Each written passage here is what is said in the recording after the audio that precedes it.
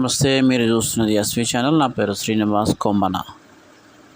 ఇక ఈరోజు ఈ వీడియోలో నేను చెప్పే విషయానికి వస్తే,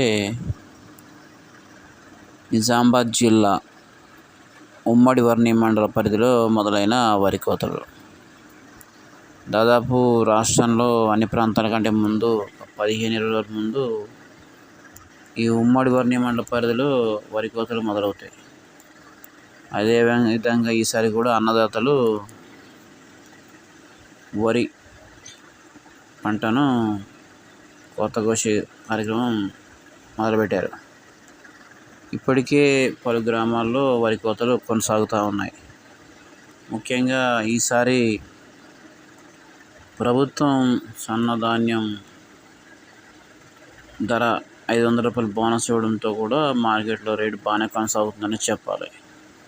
ముఖ్యంగా ప్రస్తుతం వర్ణి మార్కెట్లో వ్యాపారస్తులు 2400 రూపాయల వరకు చెల్లించి పచ్చి వరి ధాన్యాన్ని కొనుగోలు చేస్తూ ఉన్నారు. ఈ విధంగా ఈసారి వాతావరణం కూడా అనుకూలించడంతో ధాన్యం కొనుగోలు ఇబ్బందులు లేకుండా కొనసాగుతూ ఉంది. ముఖ్యంగా ప్రభుత్వం ఎఫ్సిఐ ద్వారా కానీ, మార్కెట్ కమిటీల ద్వారా కానీ, సహకార సంఘాల ద్వారా కానీ ప్రస్తుతం అయితే ఇంకా కొనుగోలు ప్రక్రియ ప్రారంభించకపోయినా కూడా వ్యాపారస్తులకే అన్నదాతలు ఈ వరి ధాన్యాన్ని విక్రయిస్తూ ఉన్నారు.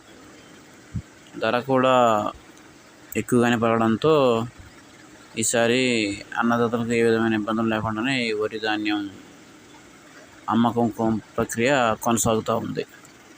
ప్రభుత్వం కొనుగోలు ప్రక్రియ ప్రారంభిస్తే అన్నదాతలకు మరింతగా కూడా లాభం చేకూర్చే అవకాశం ఎక్కువగా అనిపిస్తూ ఉంది.